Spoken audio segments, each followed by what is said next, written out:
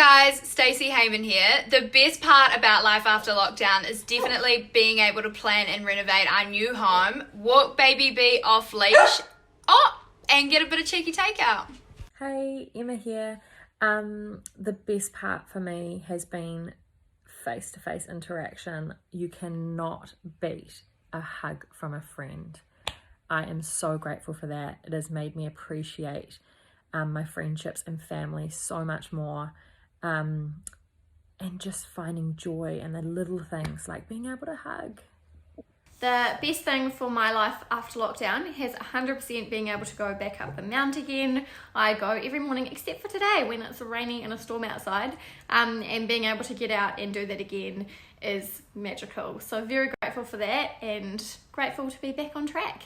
Hey everybody! Hey guys! Welcome to season 2 of Quarantine with Kim. Quarant chamomile tea today. Welcome. If you are just joining us, or it's your first time, or you're a veteran at the sport, remember that all you need to do is hashtag neon please in the comments below at any time during the show, and its lively duration. We'll slide into some DMs and gift some people a month of neon on us because we are generous that way.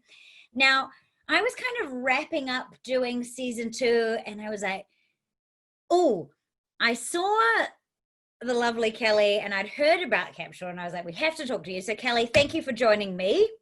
Thank you for having me. I'm so excited. With your fabulous hair, is that all your own hair? This is all my own hair, but I mean, I feel like this is a little bit of false advertising because I have just washed it. Like, you know, this will last for about— Don't be fooled, everyone. Half an hour, and then it all turns to crap. So like, I've done it especially for you. After this, nightmare. Well, you look wonderful. I look like Grimace, but we're here today.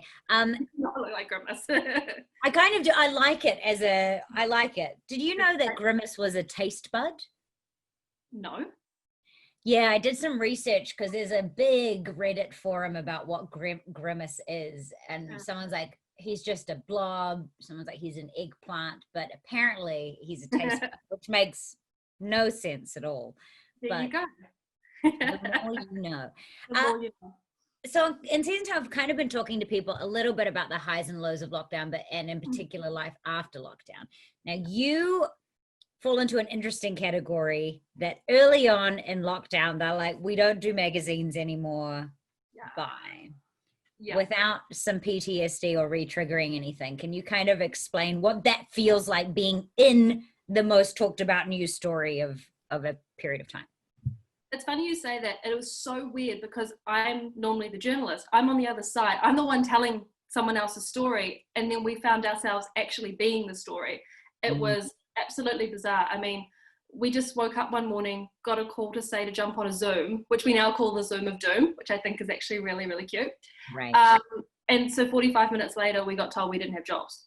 So it was like that. It was really, really quick. In terms of execution, did they wait to the 45-minute mark? Like, do you do this whole, where is this going? Or are they early on? No, it was literally from the text to get onto the Zoom, jumped on at 9 o'clock and then 9:15. I think even earlier than that, actually. It probably was about 5 minutes into the call. But we knew as soon as our CEO kind of stepped into the frame, you know, he looked pretty grim, and it was the last place in the world that he wanted to be as well. So yeah, it was gutting, absolutely gutting. And then what does lockdown look like for you when you're like, cool, so everything I've put my life into making? Literally, well, I was the deputy editor of New Zealand Women's Weekly. That was my first job out of university. I did an internship when I was 20 at the Weekly, and I just kind of never left. So, and we're in level 4 lockdown. We actually had a magazine that we made. It's still sitting somewhere in the interweb somewhere, and it never printed. Ready, done, completely finished. So we were just kind of thinking they'd just let us know how we were going to print it.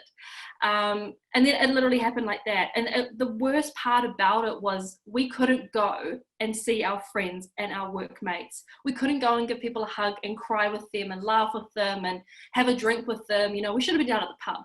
That's where you go when you get made redundant with your team. And we couldn't do any of that. It was the most odd feeling for that entire day.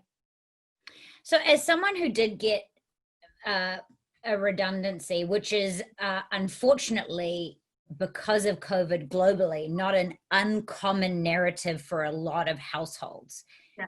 as someone, me, who was unemployed anyway, so wasn't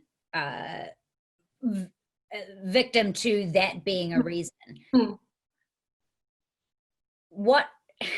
how does it feel when people, like I've been guilty of myself, saying, oh, lockdown was great, or like because it was a whole do you feel like personally attacked in that, or like how, I know you've pivoted and changed, taking a new direction, which we'll get to, but yeah, how did that feel? And did it feel less special that you were redundant? Because is there like any ego attached to that?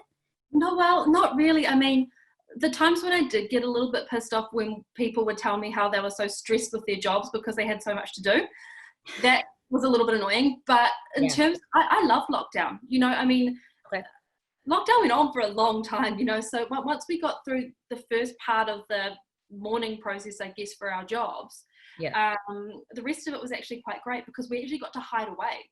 You know, we got to process, and there was no expectation to turn up at social things or family things or put on a brave face to the outside world like everything was fine, because everything was not fine. So in that respect, I actually really enjoyed lockdown. But everybody goes through, for want of a better word, their journey at very, very different times. And it just so happened that myself and some of the other girls that I partnered with on a new venture, we were all on the same kind of roller coaster. But the thing that really, really annoyed me is that it's not linear. Like, you know, so the first week it was like, oh, okay, well, this sucks. It was just, you know, the raw emotion. The second week I felt great. I was like, right, okay, I'm going to start applying for jobs. I'm going to start talking to recruiters. I'm going to start, you know, doing all of that. But then the third week happened and it was just like, honestly, it was like that, what's that big thing at Rainbow's End? The real tall big thing? Drop? Yeah, that thing. It was like that. And I was like, what is happening? You're supposed to like get better. That was really weird for the mental health of being like, oh, okay, well, I guess you never really quite know when you're over the hill. And I still don't think we're over the hill. Do you, are you someone who normally kind of struggles or battles with mental health stuff usually, or no?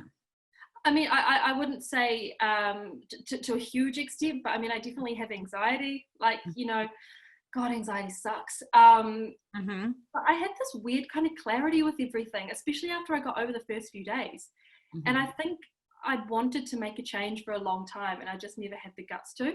And it was literally like the universe was like, well, Kelly, you don't have a choice anymore, girl. You got to do this. Like, this is happening. Today is the day. Yeah, and I almost feel it's a little bit cowardly that I let the universe make that decision for me. But I know that sounds so like, you know, airy-fairy, but I think I honestly believe that everything happens for a reason. I really, really do. So I just kind of made it that I was just going to ride this wave, kind of play the hand that I dealt, all of those other cliches, and just do the best that I possibly could.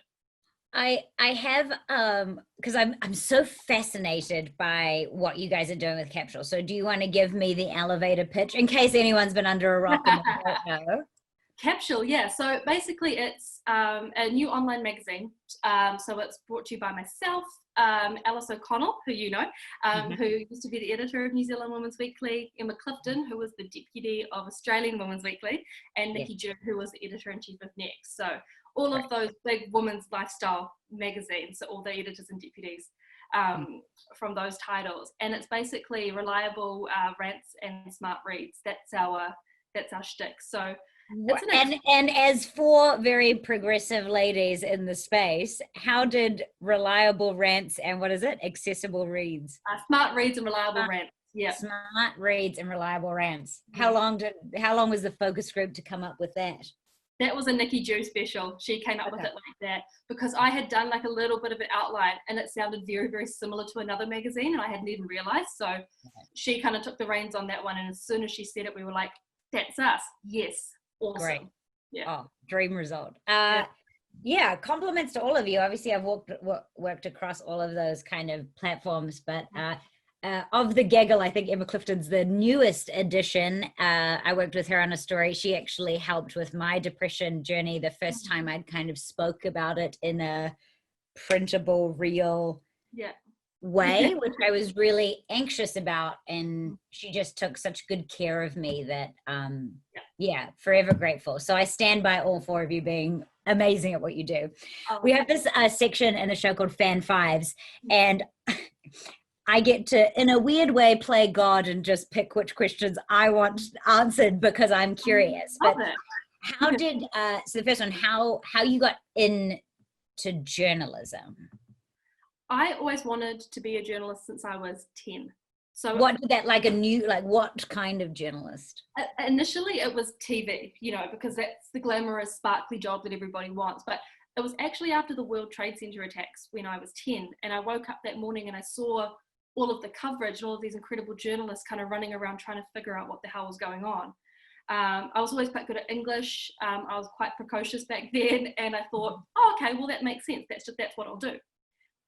So I always knew that was the career for me. I remember having a quite in maybe a foreshadowy kind of way, had this page from Dolly magazine stuck over my bed, and it was like, so you want to be, they're the series about different careers, and one of them was a journalist, and I had it stuck over my bed for years and years and years. And that slowly morphed. I did want to be a sports journalist when I went to university. Then I did a magazine course at AUT doing journalism, and it was amazing, and I just knew that's what I wanted to do. So, and then, because whilst life is chaos and you can always chase big story, the question was around the struggle of like following your heart on a big story and having to write a fluff piece. Did you have that kind of balance struggle at all? Well, the awesome thing about New Zealand Women's Weekly was that it had heart. It was such a special magazine. It was 88 years old. So, we didn't do too many fluff pieces. I mean, I'm not saying we didn't do any, because, the media landscape changed so much so quickly. But I always wrote the story that I wanted to write first. Sometimes I'd have to go back and change it. Sometimes I'd have to modify it. But there was kind of a good saying that one of my old bosses had when it comes to an angle of a story. It's that thing that when you get back to the office and you talk to your mate and you're like, I just had the most amazing interview with this person and they told me this. That's your angle, because that's the most important thing. So I just kind of led with that. How does that, as like the next one's about creative freedom, the question, but I guess I'm curious too, like, at what point does your moral compass take over of Scoop? Is there that balance, or because you're not working for a tabloid thing, you're kind of protected from that? Because that must be 100%. New Zealanders don't stand for that. You have to have a moral compass in magazine. Well, what I was doing at the Weekly, we weren't a newspaper, we weren't a tabloid. We still wanted to tell, New Zealanders' stories. We wanted to do them properly and give them justice and have a balanced, well-rounded view. But New Zealanders have absolutely no patience for, if I can say, bullshit. Absolutely none. So we can say whatever we want. Yes.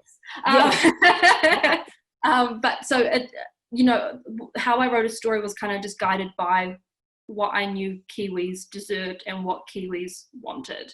And it's you don't have to be a genius to know where Kiwis, where the line is.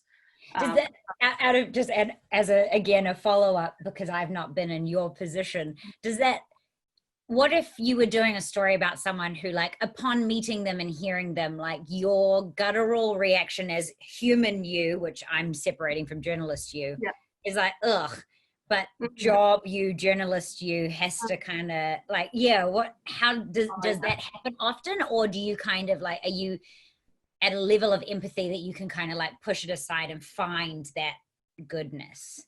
Or I don't know. There's always something good about a story you're doing, because otherwise it wouldn't have been in the Weekly in the first place. There would have been some hope somewhere, there would have been some goodness somewhere. But there were definitely people that I interviewed that I thought there was something amiss, or, there was something that just wasn't quite right. But, I did my best to tell their story. It often involved other people. And you always want to give the most well-rounded story and balanced story and accurate story that you can. So I didn't let my personal opinions reflect the story.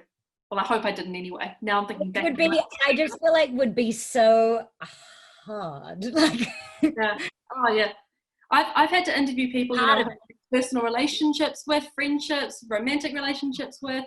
Yeah. Mate, it's tricky. Absolutely tricky, but you do it. I'm sure you have to do like, the wedding story of New Zealand's so small, and I'm sure there's like, I've also heard rumors about, like, I'm just sure like there's that element too where you're like, oh God, I know too much.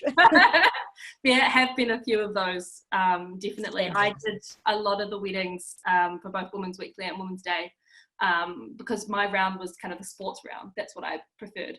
Sure. So I did a lot of the All Black weddings, netball weddings. Best wedding. We won't do worse. Don't worry. I wouldn't. Best wedding. Because you're attending kind of as a guest, but also just an observer. And it's weird. It's really weird because you're not a guest. Sometimes I was a guest. Josh Cromfeld invited me as a guest, and his wedding was amazing. It was in Raro, and it was an incredible night. Still, managed to be sober enough the next day to write the story. So I was like, yeah, Great. go back. Good job. The best wedding. I mean, Jim McCaw's wedding was pretty amazing. It was. Yeah, I mean, it was beautiful. But actually, another All Black, Ben Smith, he got married at the same location actually a year or two before that. And that wedding was just Ben Smith and his wife Katie, some of the nicest people that you will ever meet. So that wedding was pretty special. And weirdly, in a classic Kiwi twist, my best friend's future boyfriend was at the wedding. And she hadn't met him yet, but he was there. So, That's cool. Yeah. So, oh man, yeah. What else have you had to attend?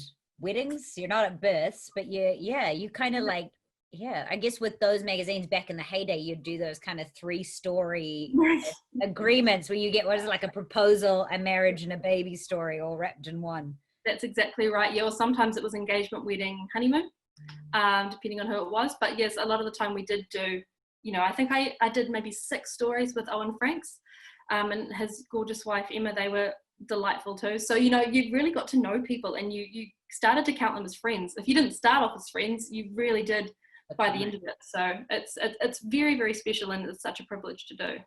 What a strange thing going to a wedding kind of as an observer. Like you know that I will have to tell the world about this. Like it's so awkward sometimes because sometimes I'm by myself and I'm not like, I don't want to pretend to be a guest. So I'm not drinking anything or, stand, at the back because I don't want to take a seat up from someone who's actually been invited. And people always say, are you all right, love? Do you need help where to go? And I'm like, no, I'm fine. I've got a notebook in my hand, a dictaphone in another hand.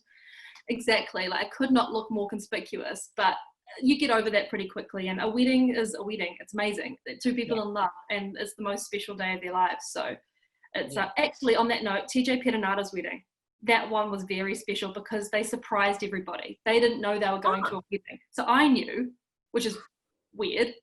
His family all got there and it was the most incredible day with him and his wife, Greer. It was awesome. Another awesome, TJ Perenata is one of life's good people too. Awesome he guy. seems that way. That made me a bit goosey because like I get quite excited when I've made a complete assumption about someone because I follow him on the net and I'm like, he seems like a good guy. And then like, there's always this thing of like, well, people can present to you the version they wanted, but that's really nice to know. That's great. I kind of find with the athletes, they are exactly what you see is what you get. Like the same with us actors, though. You watch out. Well, I didn't do many actors' weddings. That wasn't really my round, so I haven't. Well, they don't last statistically, so the money. Actually, yeah, the one that I did do, that didn't last. I think it was 2 years down the track they split. Yeah, we've got a reputation for a reason. Yeah. Amazing. What is? I kind of included another one there about breaking story. But what is the best writing to ingest that is a guilty pleasure of yours? Like, what do you ingest? I'm weird. Like, if I have writer's block, I have the same kind of routine that I do. I start reading Shakespeare, and it sounds so stupid and so wanky and so. But for some reason, when I read it, it might be that Just to clarify, reading Shakespeare doesn't sound stupid. That sounds the opposite. Hyper intelligent. Wanky. I relax with them. Read Shakespeare. No. But it does help. I just think the crafting of the words and the rhythms and the structure of it really helps. But my guilty pleasure is always Harry Potter. I'm the biggest Harry Potter fan. And it's a little bit more complicated at the moment with J.K. Rowling's mouth. But you try and separate the craft and the magic from the person. So yeah. I know. Yeah. I know. Yeah, I think it is one of those difficult things. It's like, well, it's not that it's in the same category as Michael Jackson music, but there is like that school of thought of like, where do you sit if like a lot of your memories that are positive are tied to some art that is now Tainted. yes, and it really is. So Yeah. but I think Harry Potter is because obviously no one in their right mind supports her views. It's just a real shame when you love the art and it's like, oh well, I still had my experience with this. But yeah. And the overarching message in her books is that love conquers all. So I just feel like she needs to go back and read her own books. And Right. Yeah, get a time capsule. Here's some therapy. Yeah, my goodness. So I have this quick questions with Kelly because Q's and K's are fun. But I actually want to add one as my kickoff question of what your word pet peeve is that people misspell. Oh my God, there's so many. Okay, to narrow it down.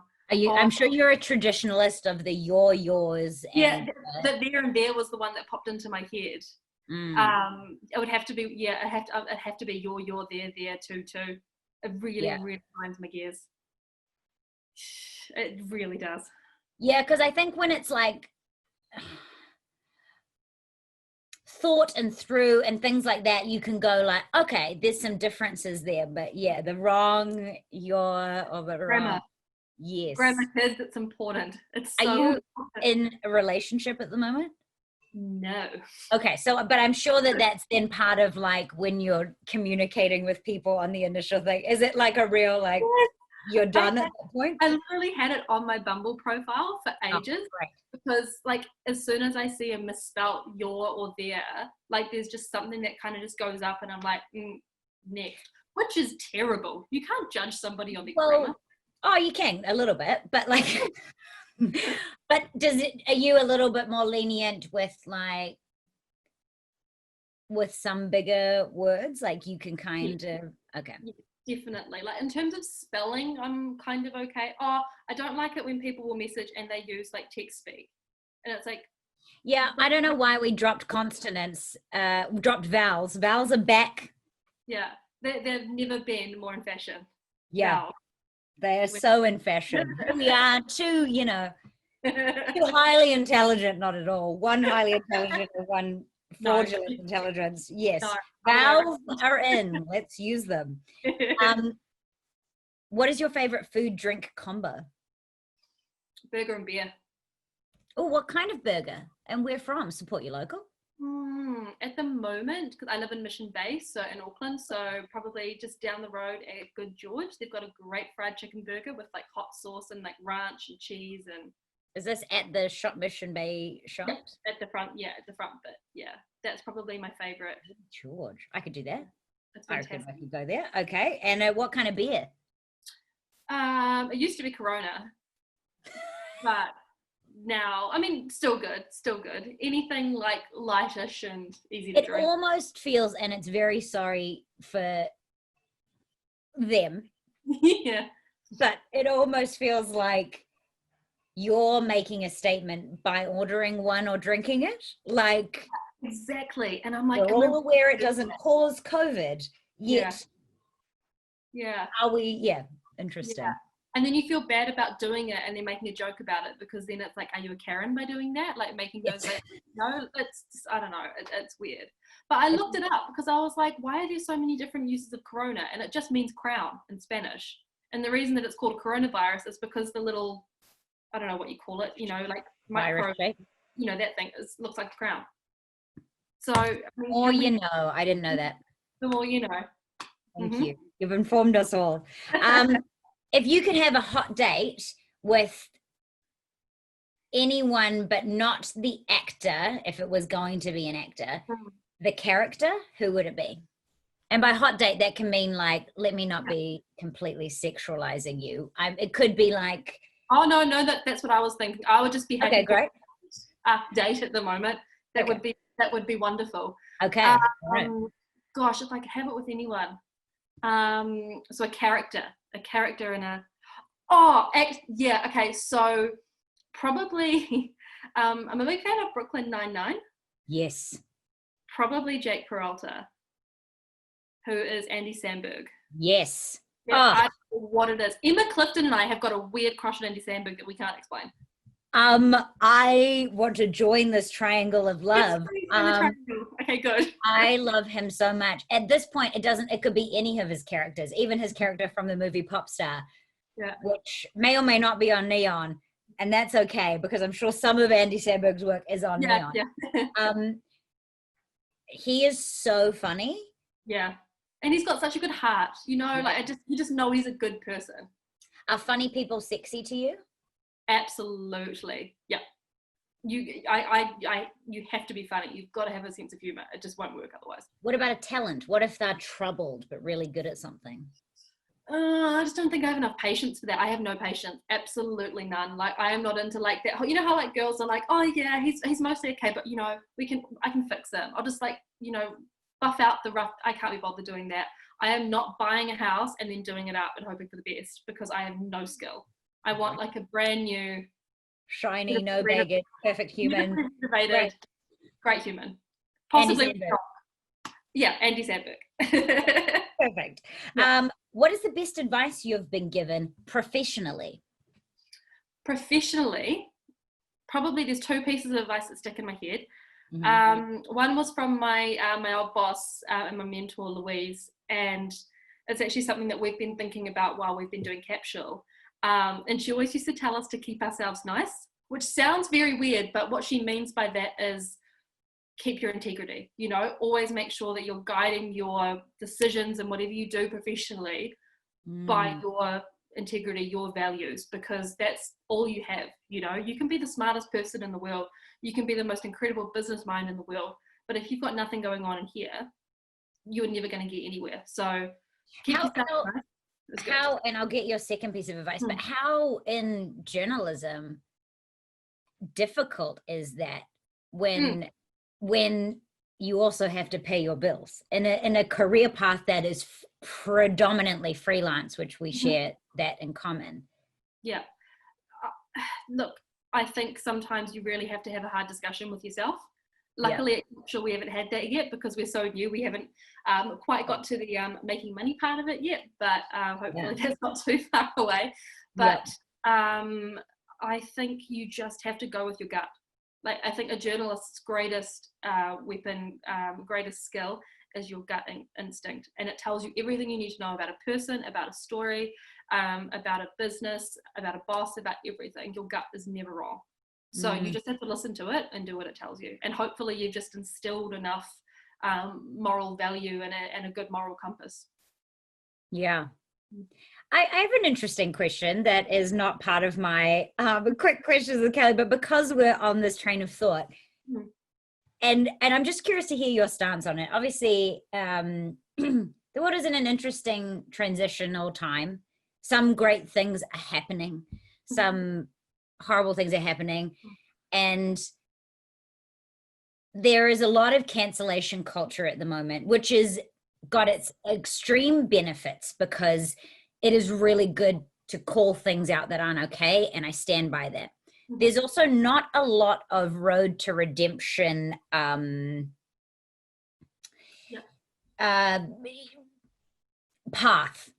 And I'm not condoning anyone that does anything bad, but if you were wrong and you've fixed thing and whatever, like why is it so in the culture at the moment to you did this wrong, we're canceling you forever kind of situation? Like, I'm just curious about that, because I'm guilty of that too. There are certain people that I know or that I follow who have done something, and I'm like, you are dead to me.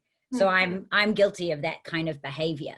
Yet if I were to do something intentionally or say something or, you know, whatever, I would hope there would be more acceptance. So I have a real issue with the cancel culture. I really do, because obviously, like you say, there are people that we need to weed out, and they do need to be cancelled. The Trumps of the world, obviously, case in point. But there are a lot of other things, you know. But yes, and on record, I agree that there is plenty of people that deserve the wrath of the world that is coming at them. Yes. Yeah, but I think we were actually talking about it the other day with Capsule, you know, because we're trying to navigate this minefield as well. We want to make sure we're covering off everything we need to cover off. There are important discussions that we need to have, and we are well aware, as 4 white women, we really need to make sure that we are embracing diversity and making sure that we are proper allies, not just a token ally, proper allies in the community. And that's something we're looking into and trying to figure out the best way to do that now, because we also don't want to have a knee-jerk reaction into something. We want to educate ourselves and think about it and do it properly. But you know, I think with the cancel culture, I don't like this idea of just when one person makes a mistake, that's them gone. And which is kind of rich for me personally, because I am a grudge holder. It's just something in me that I cannot turn off. Like, if you wrong me, that's it, we're done. Like, loyalty is my biggest thing. And there was actually a great quote in Big Little Lies, Reese Witherspoon's character. And she's something about, like, I love my grudges. I tend to them like little pets. And that's what I do. So personally, I think that's more of a loyalty thing for me, you know, like as that kind of thing. But if someone makes a genuine mistake and they've stuffed up and they apologize and then they crucially say, this is how I'm going to make it right. That's when I think people need to give people a bit of a break, because there are so many minefields at the moment, like with the Blackout Tuesday. There were, you know, people put up the black square. Then people got angry about the black square, so people took down the black square. But then more people got angry that they took down the black square, so they put it back. You know, it just went around and round and round in a circle.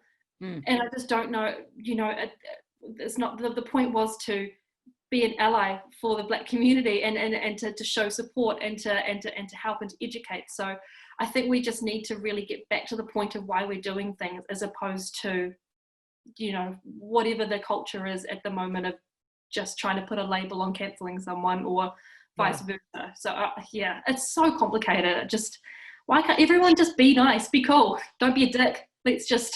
But I think what it brings is, like, people that I grew up for the longest time thinking there's a very clear line between right and wrong. And I'm learning, like, but that's subjective to my upbringing and my experience. Like, I'm not okay with someone breaking into my house and robbing me and stealing something, yet I would perfectly be fine if someone was so impoverished and didn't have food to grab something from a bakery so they could feed their family. Like, so it's not like, why is what it's, so that's what I'm trying to, like, actively educate myself on, is like, yes, we all have, like, a rough idea of right and wrong, but then there are exceptions to the rules, and that's where things get kind of quite complicated. And and our sense of right and wrong does come from our privilege as well, though. So then we have to be mindful of that. And, you know, we were lucky that we grew up with being able to have such a black and white view of the world, when in actual fact, guess what, it's like, literally, it's all grey.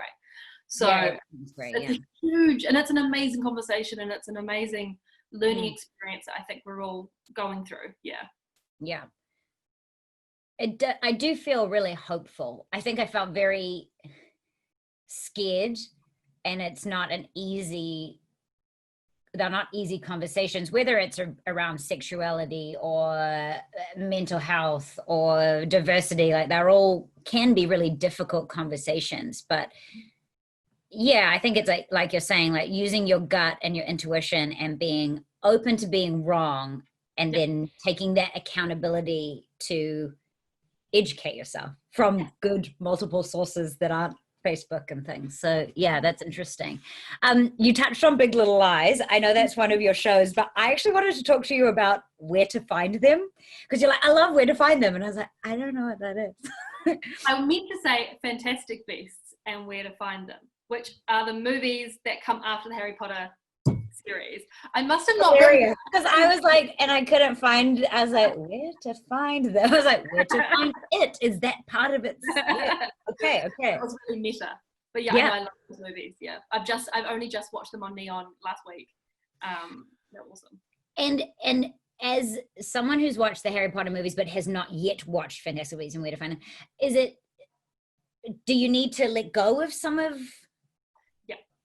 You do. They're not as good. Look, they're just not as good as Harry Potter, because they're just not. I mean, if you're a Harry Potter purist like me, you know, nothing will beat them, but they're still amazing movies. Eddie Redmayne is so great. I love him. And the second one has Zoe Kravitz in it, who I just think, who's also a Big Little Lies. So it's just, it's an amazing cast. And yeah, it's always cool, you know, when a universe that you love so much gets expanded and you get to see different. Is it like a prequel? How is it connected? So Harry Potter starts, the Harry Potter story starts in the 80s, 80s, 90s, and then the first one, Fantastic Beasts and Where to Find Them, is in the 20s. So it's actually got nothing to do with Harry Potter the person. It kind of centers around Newt Scamander, who was the guy who wrote like the guide to all the magical creatures that they use in the Harry Potter books later on. But this one, instead of centering around Voldemort, centers around Grindelwald, who was, spoiler alert for anybody who has not seen, well, actually she didn't say it, so Dumbledore's gay. Fun. Great. So Grindelwald was his kind of greatest love, but he turned very evil. So it's kind of all centering around that. But the whole lot of relatable. I've got a lot of exes that are evil. Yeah. Yeah, honest.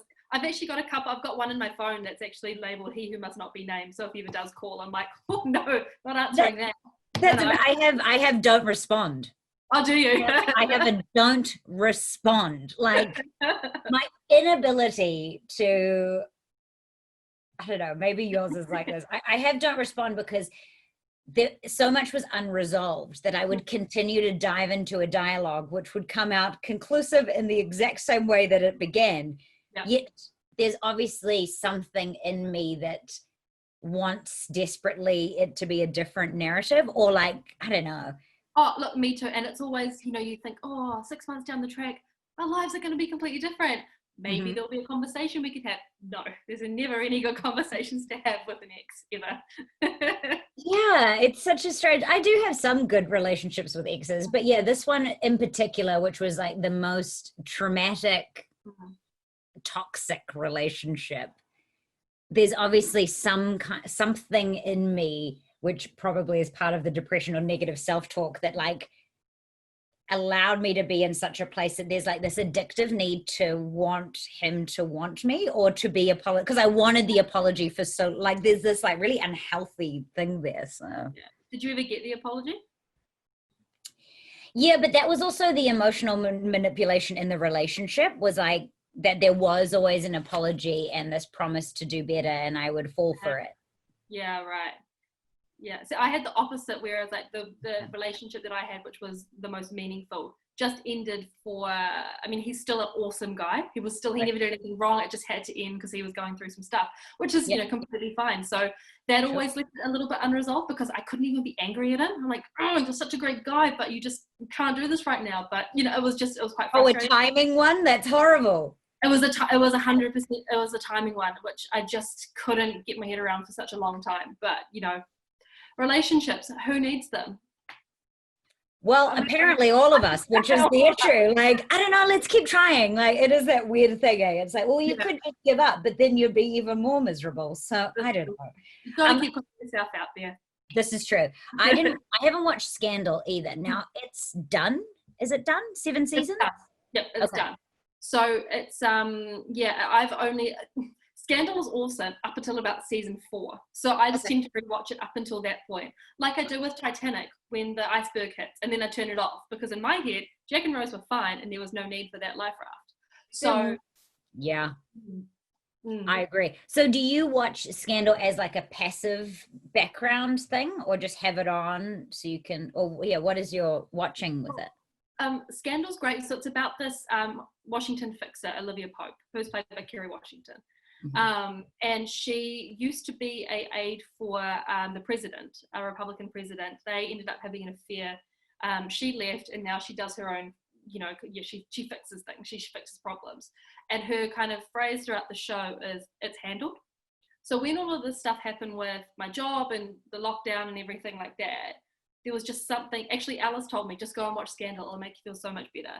And it was just watching this badass woman just fix every single problem that was thrown at her, with her amazing wine glasses that look just absolutely incredible, that I still really, really want, but can't order from Crate and Barrel because the shipping is too high. And just letting her, she just handled life. So I watched a couple of seasons of that in the first kind of few weeks of post-job life. I love that you get inspiration from a fictional character of like, well, she can handle this, then I can handle that. That's awesome. Well, I mean, like, that's what good acting is, right? You know, Totally. like it's just such a good story. And also because it's so, like, the plots are ridiculous, but it also is quite scary now that you watch what's happening in the States for real. With the real president, and you're like, oh shit. Okay. He needs a little bit. Yeah. Fix this. Yeah, that's awesome. I've taken up a lot of your time, but I also just wanted to ask, like, you've been able to take a really shitty situation and make a pivot. And it sounds like in this 30 minutes that you've obviously, it's in your nature to kind of like get up and go and go and go. There will be a lot of people hurting for a really long time who perhaps don't have that in their toolbox already, this idea to pivot. What would you kind of say to someone to encourage them to like zoom out or whatever that is? I didn't have it in my toolbox until I had to. Oh, I honestly okay. thought I wouldn't have left my job, I don't think. I loved my job, but I wanted to leave it for quite a while because my gut just knew I had to go and do something new, but I never had the guts to do it. So to someone who's thinking, oh, I couldn't do that, or I don't know how to pivot, yes, you can, because I did it. And you have to do what you have to do, you know. When life chucks you a situation like that, you just respond the best, most authentic way you know how. You listen to your gut and you do what that says. So you don't need an innate ability to know how to pivot. You already know how to do it. You're just responding to the craziness of what this world is. No one's ever had to deal with a situation like this before, you know. So don't be so hard on yourself and don't worry about it, because just have faith that when it happens, if it does happen, you will be able to handle it. You just have to Olivia Pope it. Watch Scandal. That will help. That's awesome. On that note, that's great. Only seasons 1 through 4 on repeat, and then you'll feel inspired. We're going to do your cheers so you can have a think about who you would like to do your toast to and why. In that time, if anyone would like a month of neon on us so that they can be inspired by Scandal, hashtag neon, please, in the comments below. We're going to slide into some DMs and gift a few people some neon, a month of neon on us. Also check out our socials, because we do our fan fives every week. So if there is a guest that you're excited about and you have some questions, so then I can weed through them for what makes me so excited. Very selfish approach that I've taken here. Then definitely do that. And then to wrap up, Kelly, who would you like to do your cheers to and why? I'm going to do my cheers to you. Oh, I don't need your cheers. I will take it. You can do 2 cheers. I'll take it. To you. Oh, I will take it. We'll do that. I'll take it. Take the compliment, Kim. Cheers. With your rosé. God, I came ill prepared to that. I would like, it is Friday afternoon when we're filming this. This is true. This is true. It is a pre-record.